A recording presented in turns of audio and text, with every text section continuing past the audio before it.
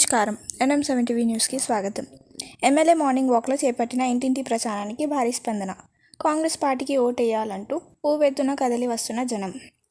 Nagar Kurnool parliament MP అభ్యర్థి doctor Mallu రవిని గెలిపించాలని కోరుతూ వనపర్తి ఎమ్మెల్యే తూడి మేఘారెడ్డి మార్నింగ్ వాక్లో చేపట్టిన ఇంటింటి ప్రచారానికి భారీ స్పందన లభిస్తుంది.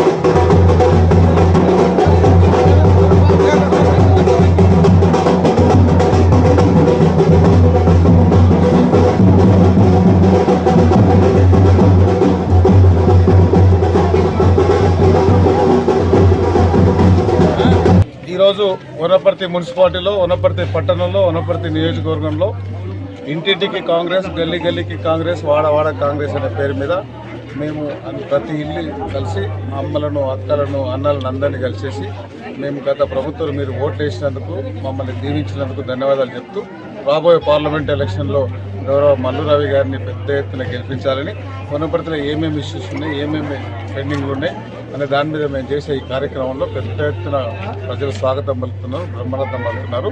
వాళ్ళకు సంబంధించిన ఎగ్జాంపుల్కి కరెంటు పోలు ఎట్లా ఉంది, ఈ డ్రైన్లు చూడండి ఎట్లా ఉన్నాయి, గల్లీలు ఎక్కడ వనపర్తి టౌన్లో ఎక్కడ డెవలప్మెంట్ కాలే, డెవలప్మెంట్ కింద నుంచి గల్లీ నుంచి చేసేదానికి ఇందిరమ్మ రాజ్యం వచ్చింది. ఇందిరమ్మ రాజ్యంలో డ్రైన్లు, సీసీ రోడ్లు, రేషన్ కార్డులు, పెన్షన్స్, ఇందిరమ్మ ఇండ్లు అన్ని సమస్యలు ఉన్నాయి.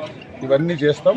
ఈ 6 గ్యారెంటీలు కూడా మేము వచ్చినాయి చేస్తాం. దాంతోపాటు గౌరవ మల్లు రవి గారికి ఓటేస్తే ఆయన గెలిచి ఢిల్లీకి పోతే అక్కడ రాహుల్ గాంధీ గారు ప్రధానమంత్రి అవుతారు.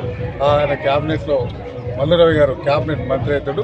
మనకు వనపర్తికి నాతో పాటు సీఎం గారితో పాటు కేంద్ర ప్రభుత్వ నిధులు కూడా వస్తే వనపర్తి పట్టణం పెద్ద ఎత్తున డెవలప్ చేస్తుంది. కాబట్టి మల్లు రవి గారిని గెలిపించాలని కోరుకుంటున్నాం. మేము ప్రజలకు పోయే క్రమంలో ప్రజలకు ముఖ్యంగా వాళ్ళకి కావాల్సింది గడిచిన 10 సంవత్సరాల నుంచి ఒక కొత్త రేషన్ కార్డు ఇవ్వాలి. ఆ డబల్ బెడ్రూమ్ల పేరు మీద, ఆ డిప్పుల పేరు మీద ఒక మాయా ప్రపంచం చేసి అరచేతుల వైకుంఠం చూపించి ఏం డెవలప్మెంట్ లేదు, పాడలేదు.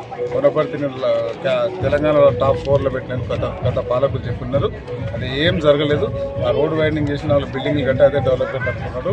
అది ఏం చేయలేదు. గల్లీలో చాలా ప్రాబ్లమ్స్ ఉన్నాయి. ముఖ్యంగా రేషన్ కార్డ్స్ కానీ, ఇందిరమ్మ ఇండ్లు కానీ, అప్పుడు 40 ఏళ్ల కిందకి వచ్చిన ఇందిరమ్మ ఇండ్లు ఇప్పుడు మేము గల్లీలో తిరుగుతున్నాం. దాంతోపాటు వాళ్ళకు పెన్షన్స్ కూడా పెండింగ్ ఉన్నాయి.